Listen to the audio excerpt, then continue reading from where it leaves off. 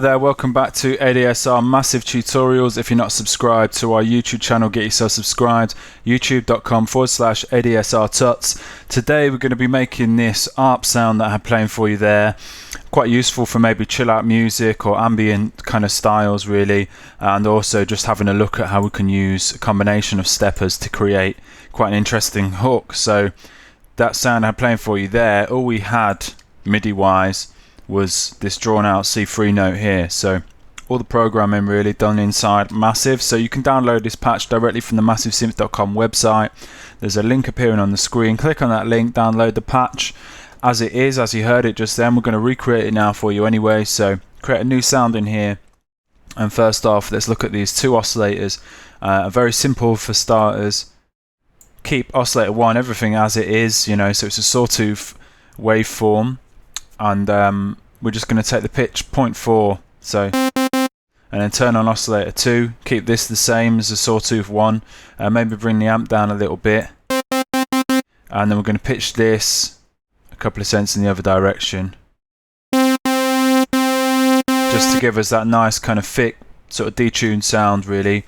So next thing I want to do is create that kind of create the rhythm of that arpeggiator sound. So going to insert a filter in here. Low pass 4 will be fine.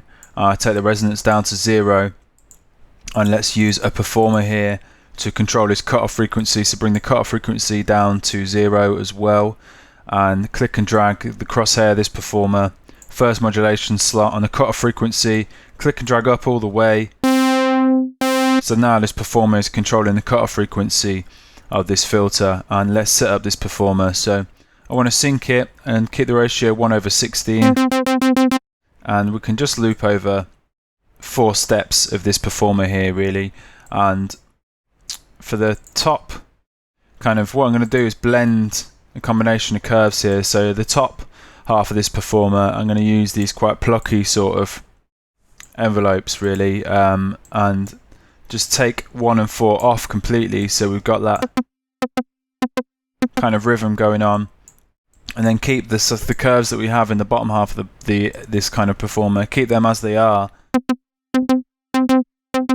And then a blend of the two gives us quite a nice envelope shape. It's plucky, but it's got a little bit of sort of decay on there as well. So that's quite nice. So what we can do now is look at setting up our first stepper or arpeggiator. So I've converted the second LFO into a stepper. And this is going to be relatively simple. Bring the steps down to 4, sync it 1/16, and then we can hold shift here. Keep holding shift down, click and drag the crosshair, this stepper, and drop it in the first pitch modulation box, both these oscillators, and then hold Alt or Option, click and drag up, and then we've applied +12 semitones amount of pitch modulation, and then we can use this stepper as an arpeggiator.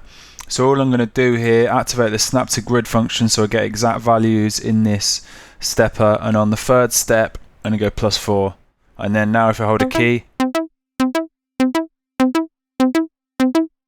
we're getting on this third step of this performer, we're actually raising the pitch of the sound by +4 semitones, and that's giving us that little bit of a hook there. So I'm going to take that technique one step further in this next LFO slot, convert it into a stepper again, and set the stepper in a very similar way. So ratio 1/16, and then let's hold shift, click and drag the crosshair, this stepper, into the second pitch modulation box here, and hold Alt or Option, click and drag up.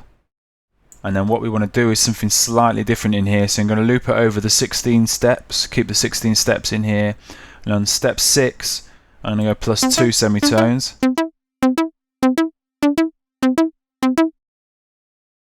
And on step 7 I'm going to go +3. And step 10 +2 again, and then step 11 +5, so slight variation. And then step 14 +2, so we're going to get this hook. So what's happening, the sound's looping over this stepper, and then every third step it's raising the pitch by 4 semitones, but then we're also getting this kind of extra hook in there.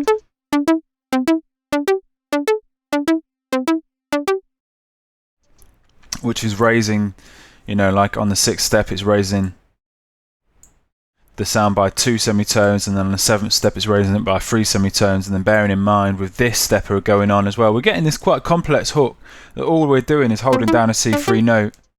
All the programming is going on inside Massive. So let's start looking at some effects now, just to kind of bring the sound to life a little bit. And I'm going to use some reverb here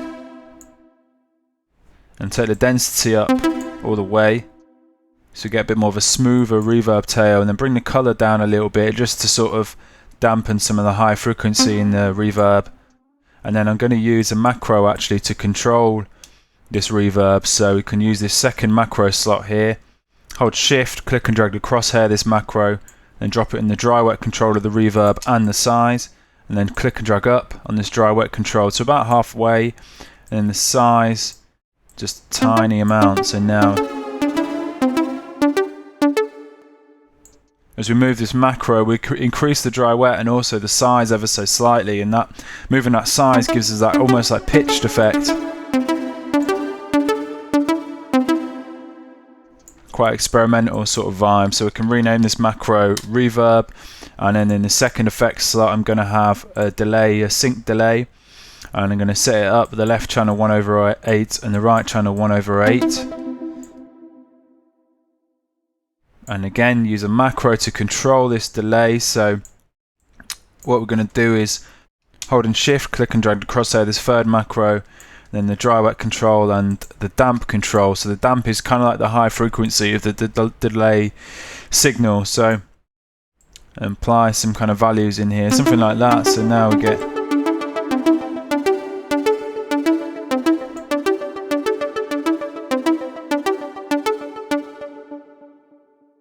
so we've got a macro delay there, so that'll be quite a nice thing to automate. I should bring a bit of white noise into the sound as well here.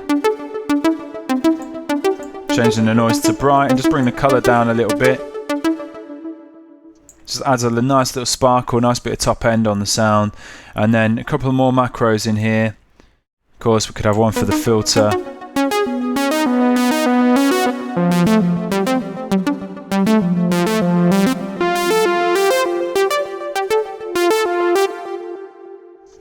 So that'd be quite a cool one to automate. And also something I quite like to do, set up this sidechain here, like so, clicking the SC button and then clicking this dash, so it's an up arrow, and then applying a macro to this sidechain control. So basically now what we're doing is we've got a volume control for the amount of cutoff frequency modulation its performer is applying to that filter. So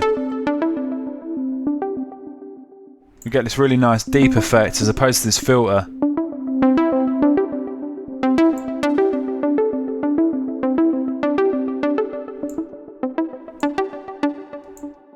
And just dial those to taste, call that filter mod. And that's the sound done.